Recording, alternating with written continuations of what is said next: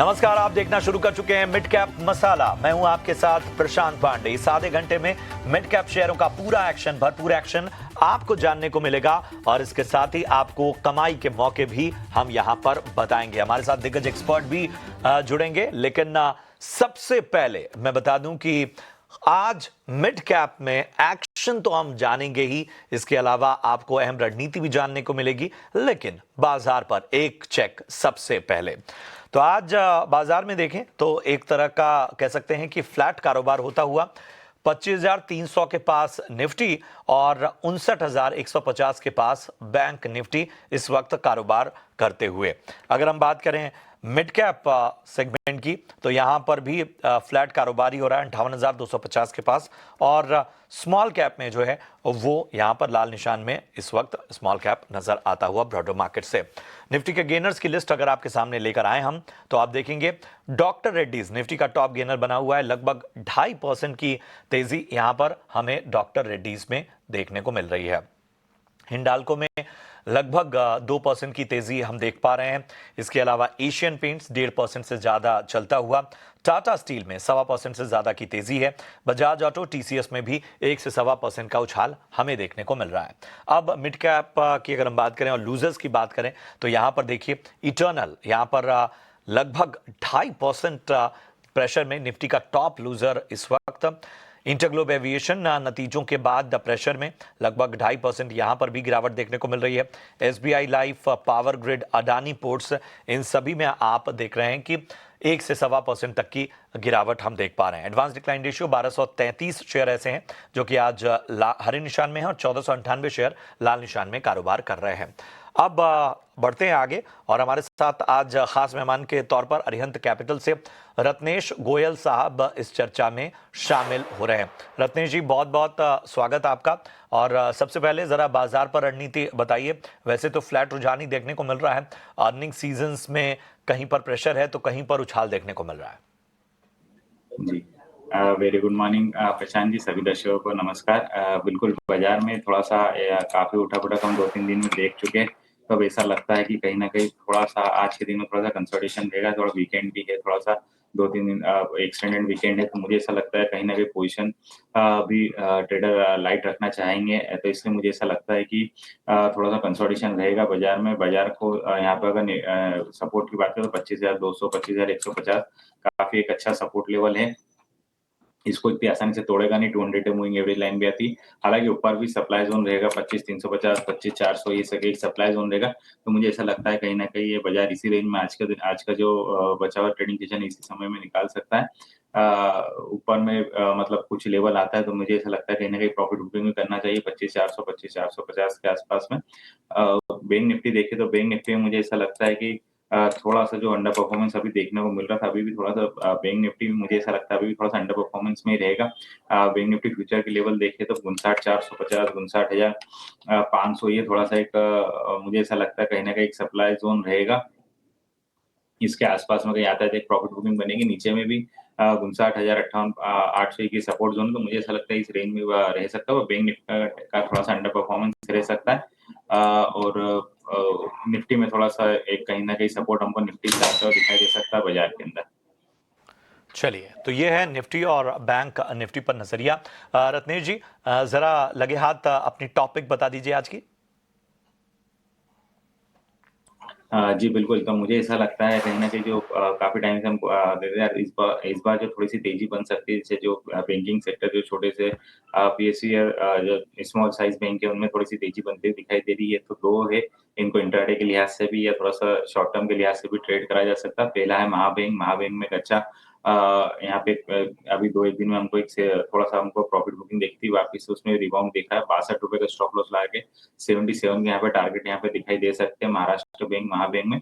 दूसरा Ujjivan small finance bank, इसमें out performance दिखाई दे रहा है। ये इसने नया ब्रेकआउट भी दिया है। तो यहाँ पे ₹61 का स्टॉप लॉस लगा के ₹80 के टारगेट मुझे ऐसा दिखाई देता है कि यहाँ पे बन सकते हैं।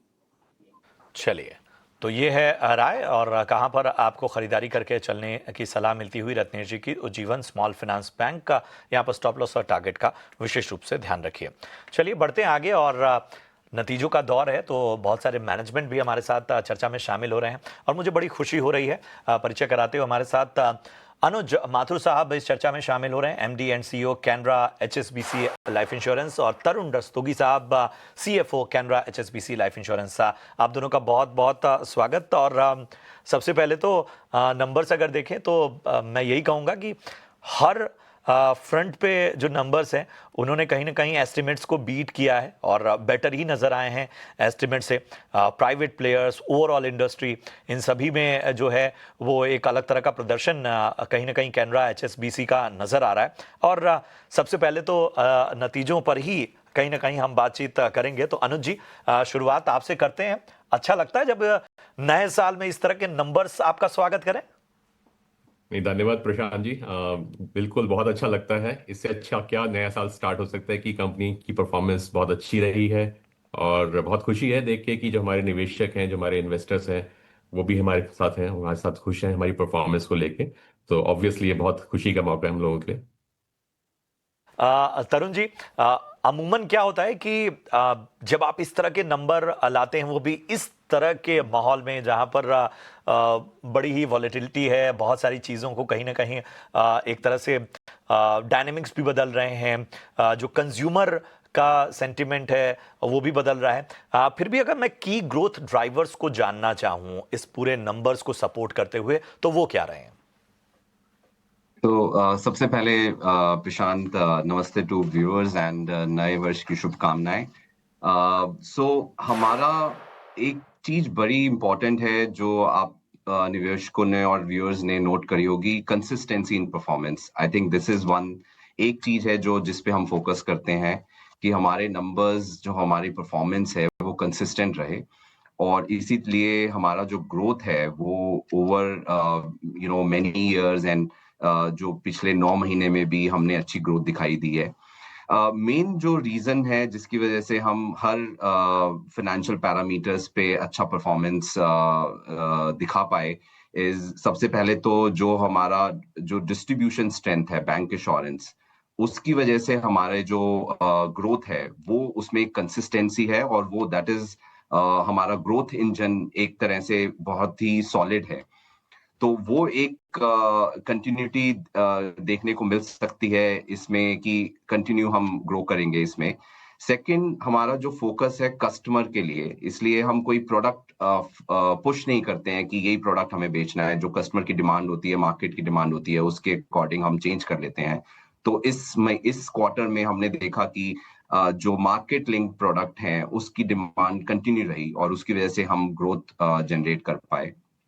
बट उसके साथ साथ हमारा जो फोकस रहता है वो प्रॉफिटेबल ग्रोथ का रहता है, इसीलिए उसमें हमने नए नए प्रोडक्ट इनोवेशन के जरिए नया चीज ऐड करी, जिससे कि कस्टमर को भी नया कुछ मिले और उनके जो प्रोटेक्शन का एलिमेंट है वो इंक्रीज हो। तो हमारा प्रोटेक्शन बिजनेस काफी इंक्रीज हुआ है इस क्वार्टर में, जिसका हमारा फोकस रहा है, क्योंकि इंश्योरेंस कंपनी का मेन फोकस अल्टीमेटली वही होना चाहिए कि हाउ टू प्रोटेक्ट कस्टमर।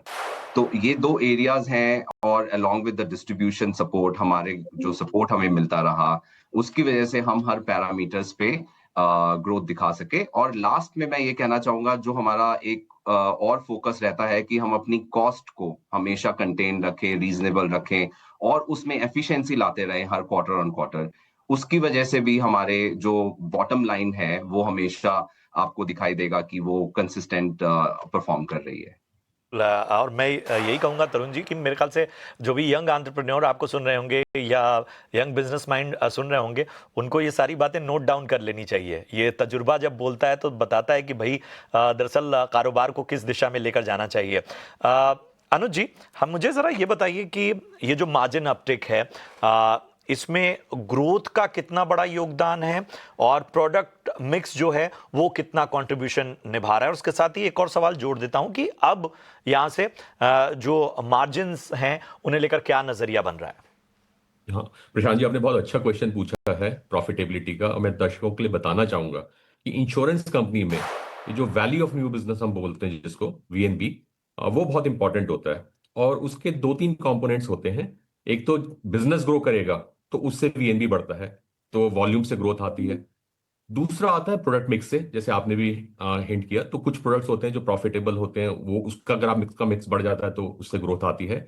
तो हमारे केस में अगर मैं बताऊं आपको, तो हमारा एक तो बिजनेस ग्रोथ बहुत अच्छा हुआ है, जैसे अभी तरुण ने एक्सप्लेन किया।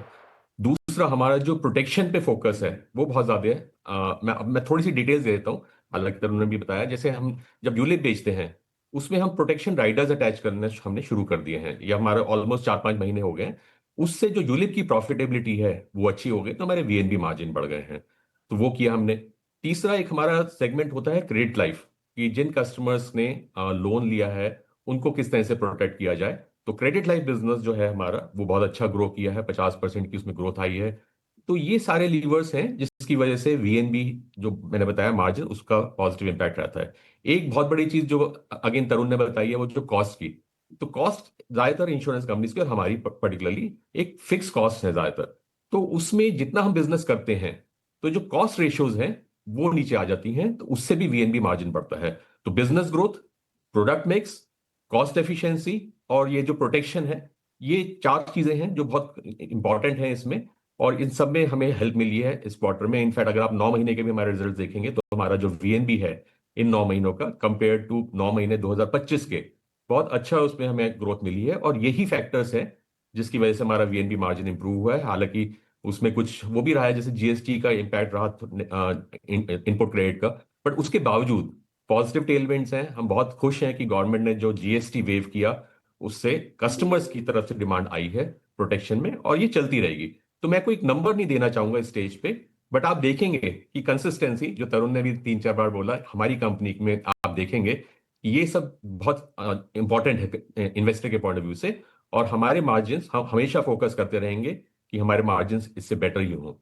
चलिए, और हम भी यही उम्मीद करेंगे कि ये जो पूरा प्रदर्शन है ये और ज़्यादा बेहतर और बेहतरीन बने। और आज तो सरस्वती पूजा है, तो इसके शुरुआती वसंत की शुरुआत होती है, और दिल्ली एनसीआर में तो फुहारों से, रिमझिम फुहारों से स्वागत हुआ है। तो आई एम श्योर कि आगे भी सफ़र बेहतरीन होगा। बहुत अच्छा लगा आप दोनों से बातचीत करते हुए, और अगली दफ़ा भी हम आपके इसी तरह के प्रदर्शन की उम्मीद करेंगे और इस तरह की दिलचस्प बातचीत करेंगे। आपको, आपकी टीम को हमारी ओर से ढेर सारी शुभकामनाएं। बहुत बहुत थैंक धन्यवाद। You, thank you. Thank you, thanks. चलिए, तो बेहतरीन प्रदर्शन, और ज़रा एक चेक भी ले लेते हैं। हमारे साथ रत्नेश जी बने हुए हैं। रत्नेश जी, बताइए, कैनरा एचएसबीसी लाइफ इंश्योरेंस, यहाँ से क्या रणनीति रखी जाए?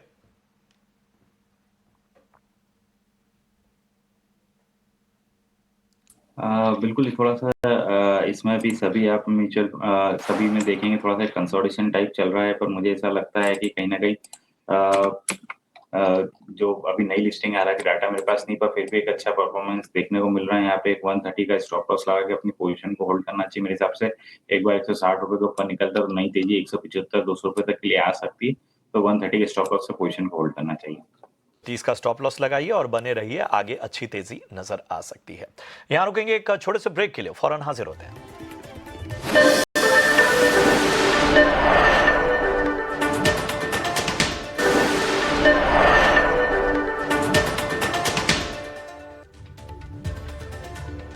स्वागत है आपका ब्रेक के बाद, और आप देख रहे हैं मिड कैप मसाला। लगातार हम आपको मिड कैप का एक्शन भी बता रहे हैं। एक बार जरा लेकर आइए, मिड कैप में तेजी वाले जो शेयर हैं वो कौन कौन से हैं। तो आप देखेंगे मिड कैप में जो गेनर्स हैं वो उनमें वोल्टास सबसे नंबर 1 पे इस वक्त नजर आ रहा है, लगभग 3.5% की तेजी। नैल्को आप देखिए यहाँ पर लगभग 4.5% मजबूत होता हुआ। अशोक लेलैंड में भी लगभग 4% का उछाल हम देख पा रहे हैं, और एपीएल अपोलो लगभग 3.5% यहाँ पर चलता हुआ। रत्नेश जी, मिड कैप में जो एक्शन नजर आ रहा है, वोल्टास, नैल्को, अशोक लेलैंड, एपीएल अपोलो, इन सभी पर राय दीजिए। जरा एपीएल अपोलो पर सबसे पहले राय दीजिए। जी बिल्कुल, कुछ चुनिंदा स्टॉक्स में काफी अच्छा मोमेंटम नजर आ रहा है, जिसमें आपने एपीएल अपोलो का जिक्र करा है, तो इसमें एक अच्छा गैप अप यहाँ पे दिखाई दे। कल के सत्र में एक ब्रेकआउट हो गया था, यहाँ पे कंटिन्यू हाई फॉर्मेशन बना रहा अपने की एवरेज के साथ में लग के चला, तो मुझे ऐसा लगता है इसमें तेजी जो बनी है ये बरकरार रह सकती है। अभी किसी पास पोजीशन है तो यहाँ पे पोजीशन को अपने पोजीशन को होल्ड करना चाहिए। 1950 रुपए के स्टॉप लॉस के साथ ट्रेल करना चाहिए। ऊपर में कहीं ना कहीं 2300 से 2500 रुपए टारगेट हमको मिड टर्म में दिखाई दे सकते हैं। अपोलो में बहुत ही पॉजिटिव मोमेंटम यहाँ पर 2300 से 2400 तक के टारगेट जो हैं वो आपको नजर आ सकते हैं रत्नेश जी की राय में। चलिए अब दबाव कहाँ पर नजर आ रहा है वो देख लेते हैं। तो मिड कैप में जो प्रेशर है वो झेल रहे हैं Premier Energies, Swiggy, Tube Investment of India, Bank of India और एम्फेसिस। ये जो तमाम स्टॉक्स हैं यहाँ पर प्रेशर हमें देखने को मिल रहा है। प्रीमियम एनर्जीज देखिए लगभग 4% की गिरावट यहाँ पर है। इसके अलावा अगर हम देखें स्विगी की बात करें तो यहाँ पर भी प्रेशर देखने को मिल रहा है। एम्फेसिस में देखिए लगभग 2% की गिरावट है।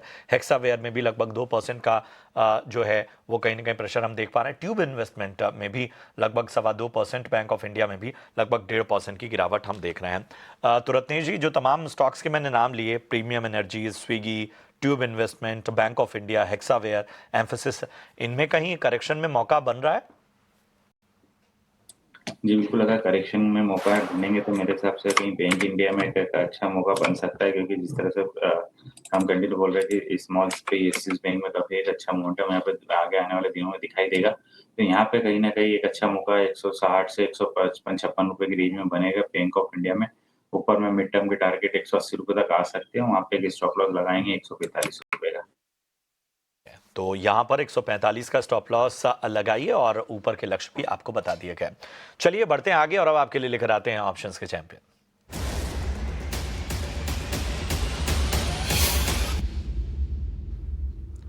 और हमारे साथ आज जुड़ चुके हैं एंजल वन के टेक्निकल एनालिस्ट राजेश भोसले साहब। राजेश जी गुड मॉर्निंग, प्रशांत बात कर रहा हूं। बताइए ऑप्शन की रणनीति क्या होगी? सबसे पहले आपको वसंत पंचमी और सरस्वती पूजन की ढेर सारी शुभकामनाएं। जी प्रशांत जी, आपको भी शुभकामनाएं। काफी दिनों के बाद आपकी आवाज सुन रहा हूँ तो काफी अच्छा लग रहा है। आज हम मार्केट अगर आप देखें थोड़ा सा अनसर्टेनिटी जोन में ट्रेड कर रहा है, तो जो स्पेस डिफेंसिव इन नेचर है उसके साथ जाना चाहूंगा। एफएमसीजी में से एचयूएल काफी अच्छा लग रहा है। डेली चार्ट में एक inverse head and shoulder pattern breakout जो है दिखाई दे रहा है। तो एचयूएल का 2440 का कॉल ऑप्शन बाय करना है। ये फेब सीरीज का बाय करना है जो ट्रेड कर रहा है अराउंड 57 के आसपास। स्टॉप लॉस रखना है 42 का एंड टारगेट यहाँ पे 87 के रखने हैं। इसका जो लॉट साइज है 300 का है, तो जो मैक्सिमम रिस्क एज पर ट्रेड सेटअप जो दिखाई दे रहा है वो होगा 4500 का एंड जो टारगेट हम एक्सपेक्ट कर रहे हैं वो होंगे अराउंड 9000 के। क्या करेंगे राजेश जी आपका इस अहम रणनीति के लिए? हिंदुस्तान यूनिलीवर यानी HUL, यहां पर ऑप्शन की रणनीति आपको दोहरा देते हैं। 2440 की कॉल ऑप्शन आपको फरवरी सीरीज की खरीदनी है 57 रुपए के प्रीमियम पे। लक्ष्य 27 का, स्टॉप लॉस मेंटेन करिए 42 रुपए का। और यहां पर जो लॉट साइज है उसे देखते हो अधिकतम मुनाफा 9000 का, नुकसान 4500 तक का हो सकता है। याद रखिए इसके साथ ही सेबी का स्टैंडर्ड रिस्क डिस्क्लोजर जो बताता है कि फ्यूचर और ऑप्शन ट्रेडिंग में जोखिम बहुत है, रिस्क बहुत है, इसलिए सोच समझकर यहां पर ट्रेडिंग इनिशिएट करें और अपने फाइनेंशियल एडवाइजर की सलाह जरूर लें। चलिए थोड़ा समय बचा है, यहां पर होम फर्स्ट फाइनेंस जरा लेकर आइए। 6% की तेजी यहां पर देखने को मिल रही है रिजल्ट के बाद से। यहां पर तीसरी तिमाही में नेट इंटरेस्ट इनकम और AUM दोनों में एक अच्छा जंप देखने को मिल रहा है और 5.5% इस वक्त चलता हुआ होम फर्स्ट फाइनेंस। रत्नेश जी जरा फटाफट से बताइए होम फर्स्ट फाइनेंस नतीजों के बाद जो एक अच्छी तेजी नजर आई है इसे कैसे देखते हैं आप? होम फर्स्ट फाइनेंस देखिए 1500 रुपए से कंटिन्यू यहाँ पे करेक्शन चल रहा है, डबल टॉप बना के यहाँ पे लो फॉर्मेशन बन रहे हैं। एक मल्टीपल सपोर्ट 1025-1050 के आसपास में जरूर आया, तो मुझे ऐसा लगता है कि उछाल पे जिनकी पोजीशन फंसी हो तो बिल्कुल हल्का होना चाहिए। यहाँ पे 1200 रुपए के ऊपर अभी हाल फिलहाल मुझे लेवल नहीं दिखा दे रहे, तो कुछ भी उछाल आता है पोजीशन बल्कि रहे। चलिए तो ये है रणनीति आपको मिलती हुई। शुक्रिया करेंगे रत्नेश जी अपनी तमाम स्ट्रेटजी रखने के लिए, बाजार और कमाई के दोनों मौके बताने के लिए। फिलहाल मिड कैप मसाला में आज के लिए इतना ही, दीजिए इजाजत। लेकिन ब्रेक के उस पार कमोडिटी का पूरा एक्शन होगा, बने रहिए हमारे साथ। नमस्कार।